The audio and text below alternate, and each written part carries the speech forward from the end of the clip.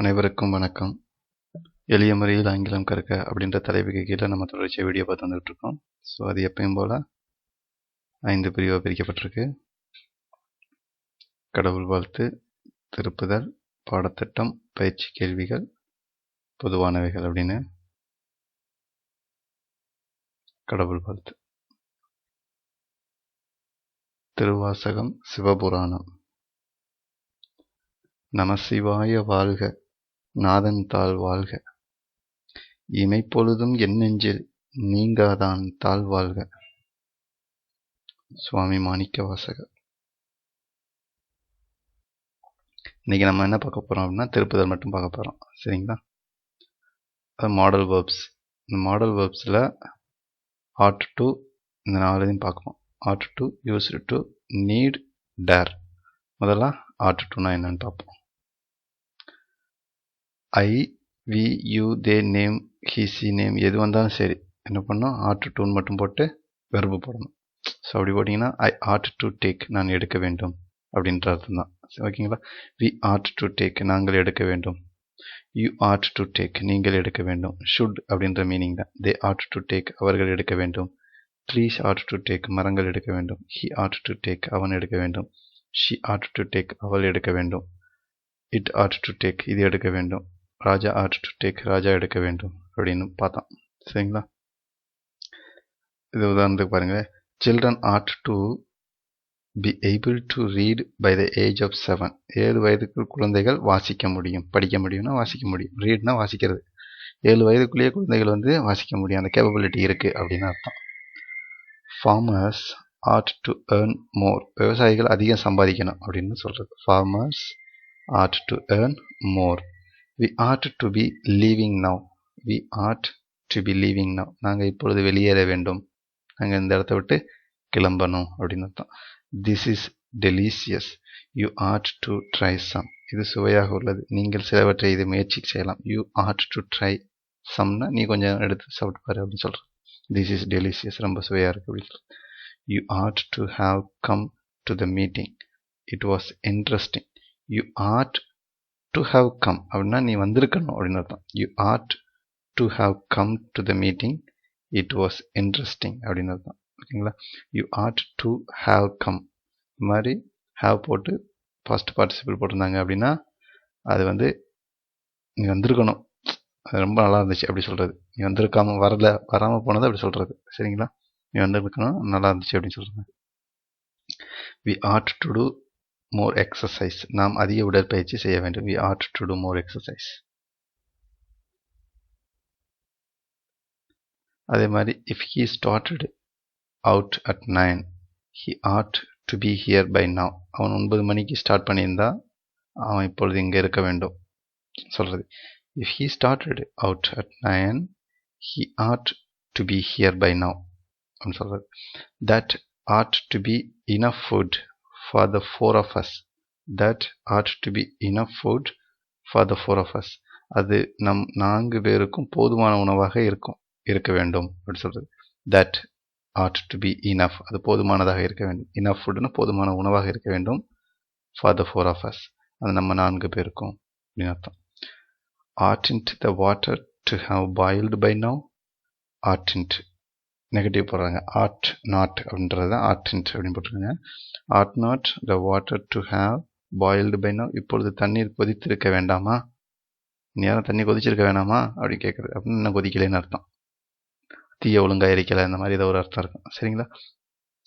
they ought to have apologized but they didn't. they ought to have apologized. அவங்க மன்னிப்பு கேட்டிருக்கணும், ஆனால் அவங்க அவ்வாறு செய்யலை. but they didn't. such things ought not to be allowed. such things ought not to be allowed. இத்தகைய விஷயங்கள் அனுமதிக்கப்படக்கூடாது. such things ought not to be allowed. எப்படி சொல்கிறோம்?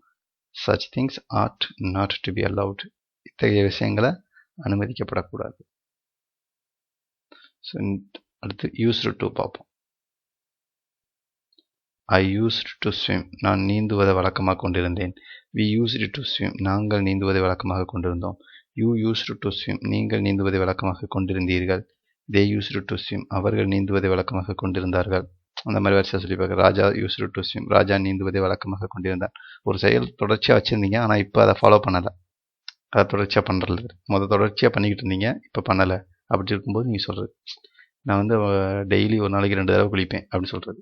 இப்போ 2 தடவை குளிக்கிறது இல்லை, ஒரு தடவை மட்டும் குளிக்கிறேன் அப்படின்னு சொல்கிறது. சரிங்களா? அந்த மாதிரி இருக்குது. ஐ யூஸ்டு டு பாத் அந்த மாதிரி சொல்கிறது. ஐ யூஸ்டு டு பாத் ட்வைஸ் எ டே, இன்னும் 2 தடவை ஒரு நாளைக்கு குளிப்பேன் அப்படின்னு சொல்கிறேன்.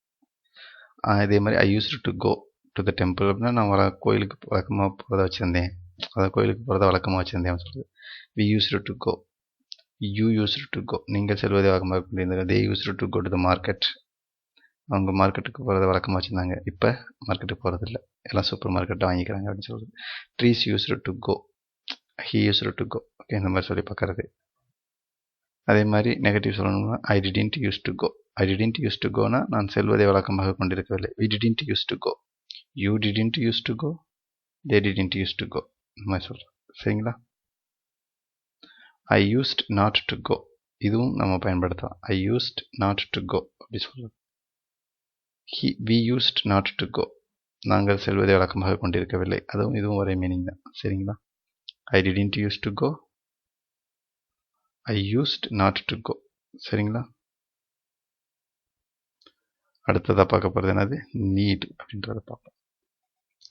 ஐ நீடு ஸ்விம், நான் நீந்தணும் சொல்கிறது. வி நீடு ஸ்விம், நாங்கள் நீந்த வேண்டும். யூ நீடு ஸ்விம், நீங்கள் நீந்த வேண்டும். தே நீடு ஸ்விம், அவர்கள் நீந்த வேண்டும். ட்ரீஸ் நீடு ஸ்விம், மரங்கள் நீந்த வேண்டும். ஹி நீடு ஸ்விம், ஹி நீட்ஸ்லாம் போட வேணாம். ஓகே, ஹி நீட் இந்த இடத்துல மாடல் வேர்பாக இருக்கிறதுனால நீடுன்னு மட்டும் போட்டால் போதும். நார்மலான இந்த நீடுன்றது 2 வகையாக இருக்குது. ஒன்று நார்மல் வெர்பாக இருக்கும், ஒன்று மாடல் வெர்பு. மாடல் வெர்புன்னும் போது நீங்கள் நீட் அப்படின்னு போட்டால் போதும், நார்மல் வெர்ப்னா நீட்ஸ்னு போடணும். சரிங்களா? சரி. அதே மாதிரி need I swim, need we swim, need you swim அப்படின்னா நீங்கள் நீந்த வேண்டுமா. டூ ஐ நீடு ஸ்விம் அப்படின்னு சொல்லக்கூடாது. நார்மல் வெர்பில் இருந்தால் டூ ஐ நீடு ஸ்விம்னு போடணும். சரிங்களா? Okay. I need not swim, நான் நீந்த வேண்டியதில்லை. வி நீடு நாட் ஸ்விம், நாங்கள் நீந்த வேண்டியதில்லை. யூ நீடு நாட் ஸ்விம், நீங்கள் நீந்த வேண்டியதில்லை. தே நீடு நாட் ஸ்விம், அவர்கள் நீந்த வேண்டியதில்லை. Need I not swim, needn't I swim, ரெண்டும் ஒரே இது தான். ஓகே, நான் நீந்த வேண்டுமா, நான் நீந்த வேண்டாமா கேட்குறது. நீட் ஐ நாட் ஸ்விம், நான் நீந்த வேண்டாமா. நீடின்ட் ஐ ஸ்விம், நான் நீந்த வேண்டாமா. நீடின்ட் வி ஸ்விம்னு கேட்கலாம், அது need we not swim. Need we not swim, நாங்கள் நீந்த வேண்டாமா. Need you not swim, need they not swim, need trees not swim, மரங்கள் நீந்த வேண்டாமா, இந்த மாதிரி கேட்குறது. Let's forget about it.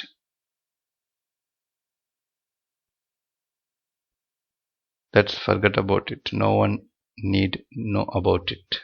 Okay, no one need know about it னா let's forget about it னா அதை மறந்துடு. No one need know about it, அதை பற்றி யாரும் தெரிஞ்சுக்கிற வேண்டிய அவசியம் இல்லை அப்படின்னு அர்த்தம். சரிங்களா? I need to take, நான் எடுக்க வேண்டும், நான் எடுக்க வேண்டிய அவசியத்தில் இருக்கிறேன் அப்படின்னு அர்த்தம்.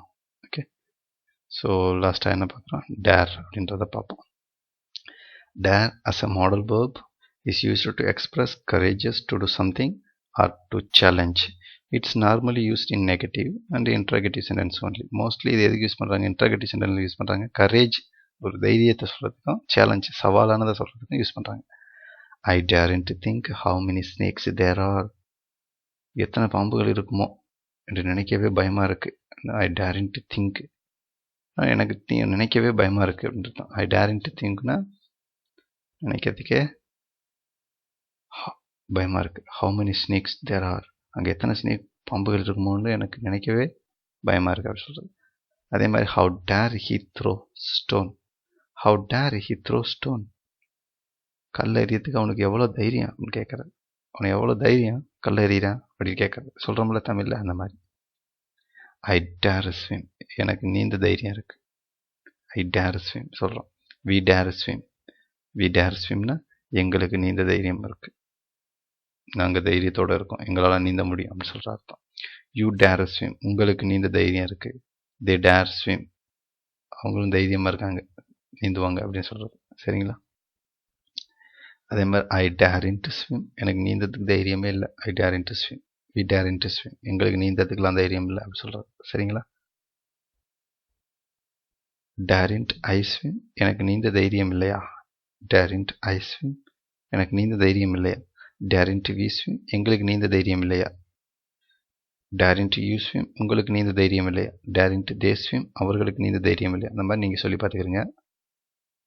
ஸோ இது ஒரு எக்ஸாம்பிள், நீங்கள் சொல்லி பார்க்கலாம். He dare not stand in front of you. Okay, he dare not stand in front of you. She dared not disobey her husband.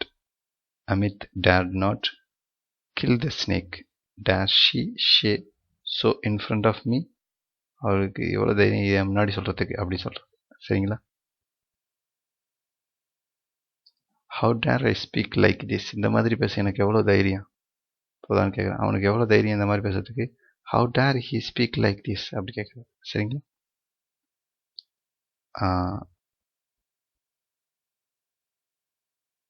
Okay, இது தேவையில்லை.